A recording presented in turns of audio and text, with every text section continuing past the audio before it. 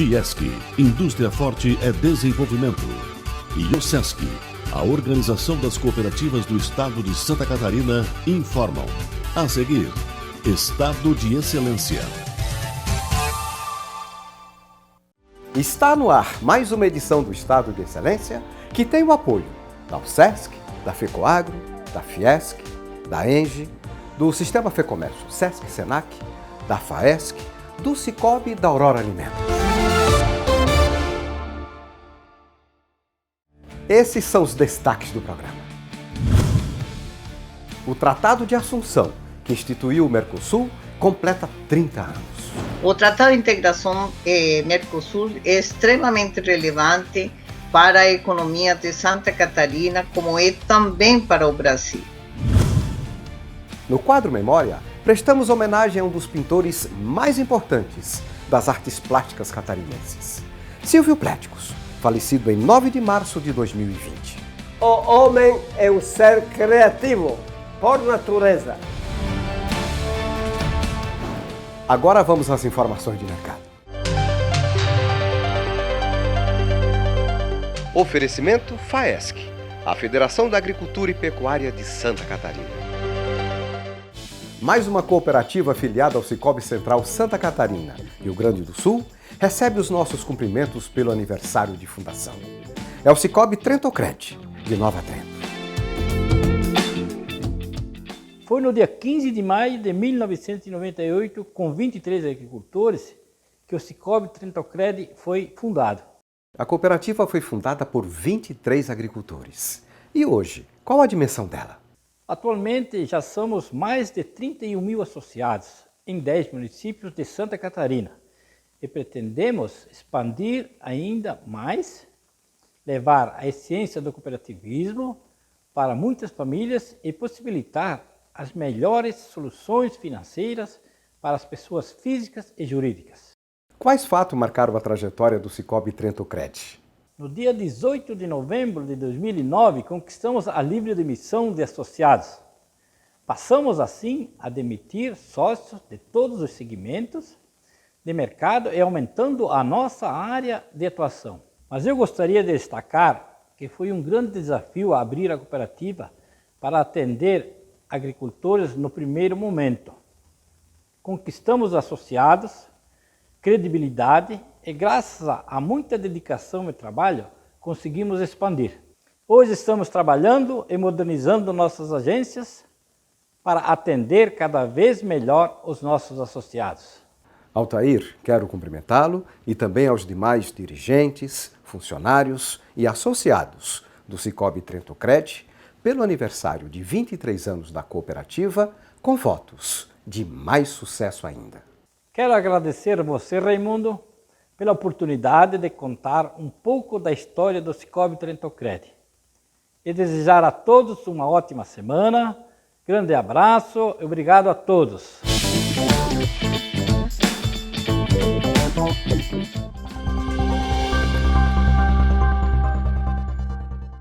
Florianópolis é destaque na participação feminina em cargos de liderança, 57,1%. No estado, essa participação é de 46%. Florianópolis também fica na primeira posição no que se refere à remuneração média, mais de R$ 7 mil. As atividades econômicas com maior contribuição para esse cenário são as atividades de atenção humana, seguido da administração pública, defesa e seguridade social. Mas, apesar do notável engajamento feminino no mercado de trabalho, a desigualdade de gênero em posições de liderança ainda prevalece nos dias de hoje. Fenômeno conhecido como teto de vidro caracteriza-se pela menor velocidade com que as mulheres ascendem na carreira, o que resulta em sua baixa participação nos cargos de comando das organizações e, consequentemente, nas altas esferas do poder, do prestígio e das remunerações.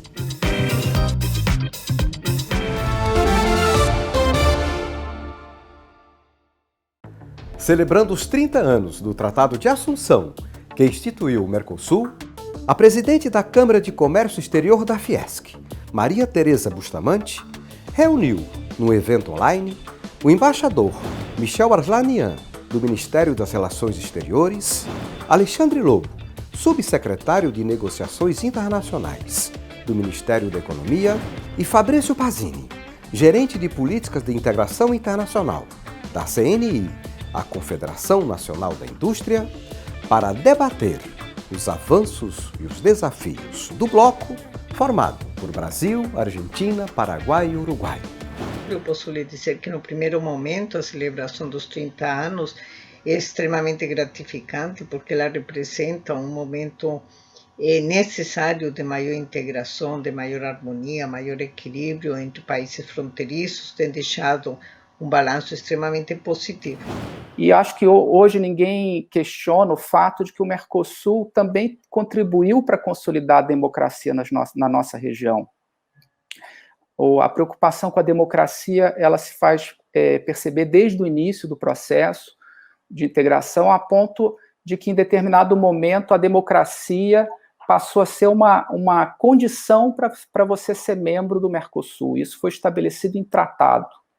Então, o protocolo de Ushuaia, que estabelece esse chamado compromisso democrático, é, sem dúvida, um elemento importante para a consolidação da democracia aqui na nossa região, e a gente deve isso ao Mercosul.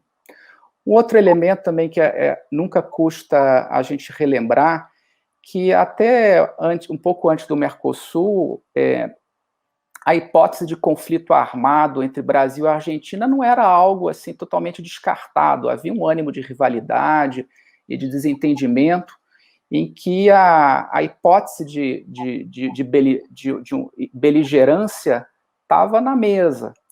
E foi a partir da redemocratização, a aproximação Brasil-Argentina, o presidente Sarney, Alfonsin, todo o processo de articulação que começou bilateral entre Brasil e Argentina e acabou redundando no Mercosul, afastou essa hipótese e nos ancorou numa vertente de cooperação e de busca de resolução dos nossos desafios comuns pela cooperação, pelo entendimento. Então, o Mercosul, sem dúvida, é um ponto de inflexão nesse caminho. O próprio Acordo de Itaipu, já ainda nos anos 70, com o Paraguai, já entrelaça mais os projetos de desenvolvimento do Brasil com os países da região. E isso é um benefício que a gente tem que acreditar ao Mercosul. Indo para a parte econômica, eu acho que a grande alquimia do Mercosul foi a junção do livre comércio com o estabelecimento de uma tarifa externa comum. Isso deu origem a uma explosão do nosso comércio, de como a gente não tinha visto antes, a eliminação das barreiras tarifárias entre nós e o estabelecimento de uma proteção externa que criava uma margem de preferência aqui para os produtores, exportadores da região. Isso gerou uma dinâmica positiva. Com o tempo, isso foi perdendo um pouco o gás, mas ainda hoje, e a CNI, a Fiesc, que eu acho que concordarão que o Mercosul ainda é fundamental para a nossa indústria, né? E para alguns produtos, o Mercosul ainda continua como o principal destino das nossas exportações, a parte automotiva, produtos da cadeia química, têxteis. Aqui, se a gente olhar as vendas dos países do Mercosul em geral, o seu comércio com o mundo, com a China, com a União Europeia, Estados Unidos e entre o Mercosul, a gente nota um padrão muito parecido entre Brasil, Argentina e Uruguai, com crescimentos na década de 2000 importantes, muito parecido com o crescimento do comércio com o mundo, e a exceção é o Paraguai, cujo comércio com o Mercosul tem crescido a cifras bastante elevadas, né? Até o Paraguai teve um surto de crescimento, recebeu mais investimentos nesses momentos também, inclusive do Mercosul, por conta das suas políticas, né? É um país que tinha desafios sociais, né, e de atrasos mais importantes até que os outros membros do Mercosul, então talvez um pouco é explicado por isso. Então são elementos para debate, como o embaixador Michel comentou também, e é algo que nós estamos, eu diria, 100% alinhados, é de que nós precisamos buscar fórmulas em que um país que não deseje avançar ou que tenha algum tipo de sensibilidade não impeça que os demais países possam fazer seus movimentos. Nós temos alguns desafios que ainda têm a ver com as etapas mais fundamentais do processo de integração. A primeira é o livre comércio intrazona. Apesar da gente ter eliminado a maioria das nossas barreiras tarifárias, nós temos ainda duas grandes exceções a essa liberdade entre os sócios, que é o setor automotivo e o setor açucareiro. Isso afeta a credibilidade do Mercosul, né? Quando a gente negocia internacionalmente, isso debilita a nossa posição, porque a gente quer exigir acesso nesses mercados e entre nós a gente não oferece. E é uma debilidade também interna, que os nossos setores produtivos veem, bem, tem essa exceção para esses setores, por que não pode ter para mim? Então, esse é um tema que a gente está procurando fazer avançar. Na parte automotiva, o MECOM, o Ministério da Economia, teve um papel muito importante em atualizar o acordo com a Argentina, em fazer um acordo que a gente não tinha com o Paraguai na área automotiva. Então, o Brasil completou, já tinha um acordo com o Uruguai. Então, essa densificação da nossa rede de acordos bilaterais no setor automotivo está pavimentando o caminho para a gente avançar na incorporação desse setor à União Aduaneira do Mercosul.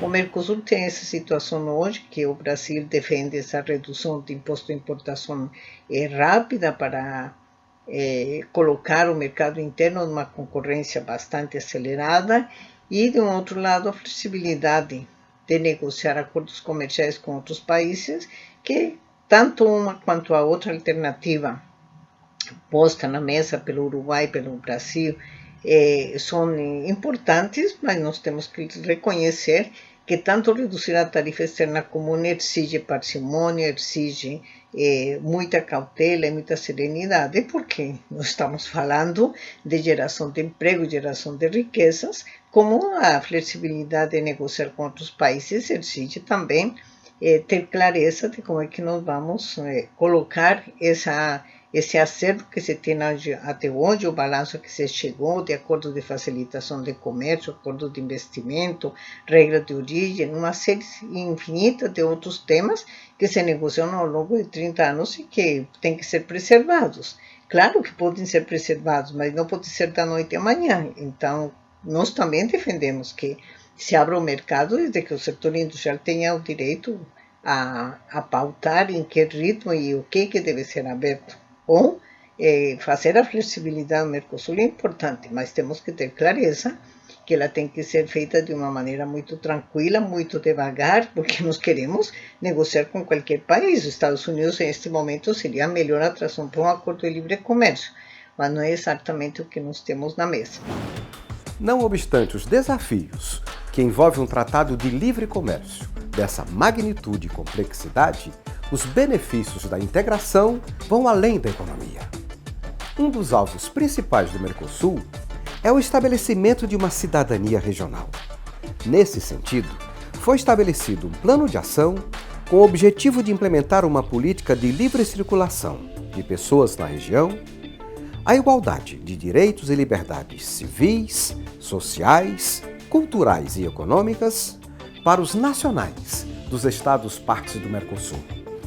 Então, Raimundo, oremos bastante porque nossos dirigentes, nossos políticos possam efetivamente encontrar o caminho de resolver todos esses problemas da forma mais adequada possível, que seja bom para todos.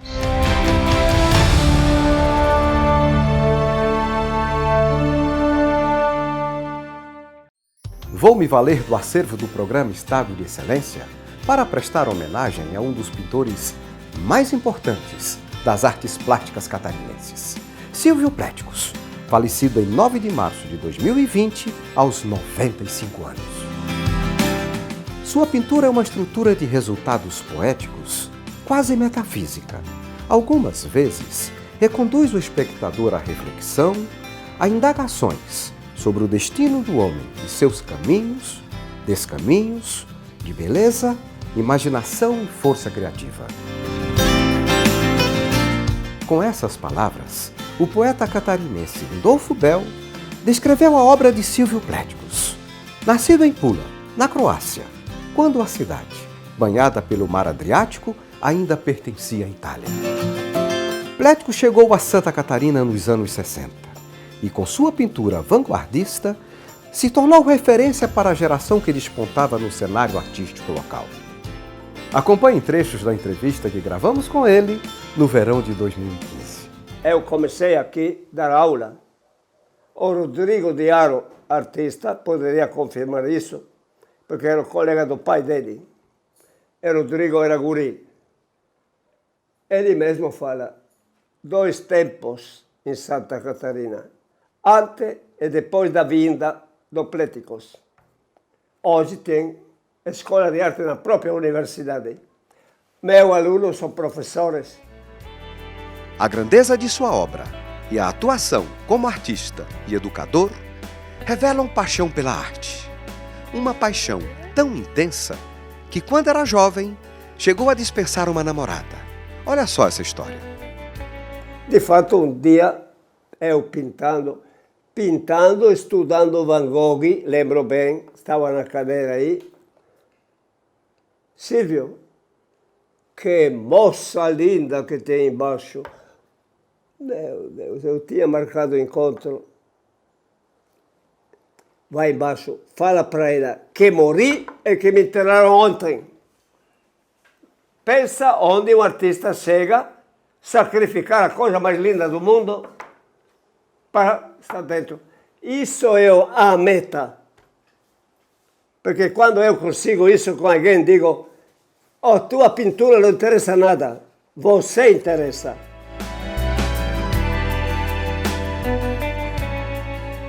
O homem é um ser criativo, por natureza. Quando hoje alguém me pergunta qual é a sua melhor fase, não há melhor fase, há amadurecimento. Eu ficava feliz da vida quando uma coisa me agradava. Poderia dizer, aquela vez era a minha melhor fase. Mais tarde, quando entrei na escola e desconsiderava isso, achava, exemplo melhor que dou esse. Na arte nossa, na escola, se estuda nome de artistas modernos. Um nome que deu origem à moderna, especialmente Picasso, mas não estou falando de Picasso. Falo de Picasso, era jovem. Era Cézanne, francês. Era o filho do bancário. O pai queria que ele fosse bancário e ele não queria deixar a arte de nenhum jeito. Esse é um artista. Nenhum artista quer deixar a arte. Deixa a mulher, pátria e tudo. Uma curiosidade. O estilo de Cézanne, no início, não agradou a Pléticos. Olha só. Um dia na escola o professor me mostrou uma reprodução de Cézanne. Falou, Pléticos, que tal? Eu olho, professor, se eu um dia chegar a pintar assim, pego logo a enxada, saio da escola. Não, incrível para um que nasce hoje, mas eu estou falando de 80 anos atrás, ou pouco menos. Aquele tempo era figurativo, mas não era fotográfico, podemos dizer. Oh, é horrível. Eu não fui sozinho. Quando Cézanne estava velho e que foi reconhecido,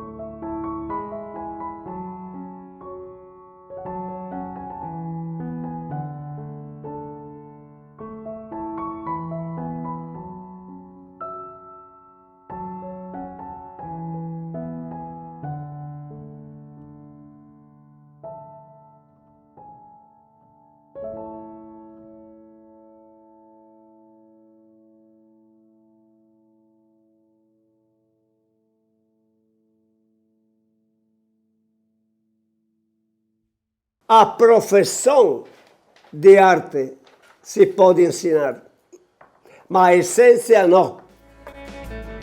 Aos 92 anos, Pléticos afirma que o homem vive o tempo que desejar. E disse mais: se não fosse por um acidente que ele teve, quando um bloco de cimento caiu sobre o seu peito, viveria até os 150 anos. Eu sou muito realista e me conheço fisicamente. Quando digo me conheço fisicamente, significa um ovo seria exato, deixa ele aí. A energia que sai desse ovo, de noite me dá uma tal cãibra que um vizinho de lá cortou as pernas, mas eu não corto. Eu estou de pé porque eu quero. Estou vivo, mas sinto que há um limite. Devido ao fato daqueles desgraçados que me fizeram cortar e que me caiu no peito. Senão, fora o calendário, desafiava a própria natureza. Porque eu jurava de criança, se chego aos 50, sou o homem mais feliz do mundo. Mas aprendi a viver. Hoje estou beirando os 100. Chegava e passava. Apesar da infância difícil e dos horrores da guerra, a arte sempre foi a condutora da vida de Pléticos. É a arte que o faz viver e ter forças para continuar ensinando a essência da arte aos jovens aprendizes. Quanto mais me sobra de energia, tento dirigi-la para melhorar a situação dentro da cultura através da arte. Dado que a arte é um meio que conheço muito bem. É um meio que me permitiu de chegar até essa idade. Eu não luto para fazer obra de arte mais atual. Eu luto para dar continuação ao ensino da arte que falta muito mais. E dar uma resposta. Talento. Todo homem que nasce normal pode fazer arte. Um tempo, eu mesmo passei por um teste. Me deram uma cabeça de gesso enorme de Moisés de Michelangelo, que é grande, com aquele chifre em cima, parece chifre, fechado. Um professor a meio-dia me trouxe almoço, fechou de novo. À tarde veio, acho que você vai ser aceito. Quero dizer, passei pelo teste. A obra de arte se confirma enquanto obra de arte quando a sensibilidade da pessoa reconhece como tal. E o programa de hoje termina aqui. Se você deseja rever matérias desse programa e também dos anteriores, acesse o site estadodeexcelência.com.br. A gente se vê na próxima semana em mais um caso de excelência. Um grande abraço e até lá!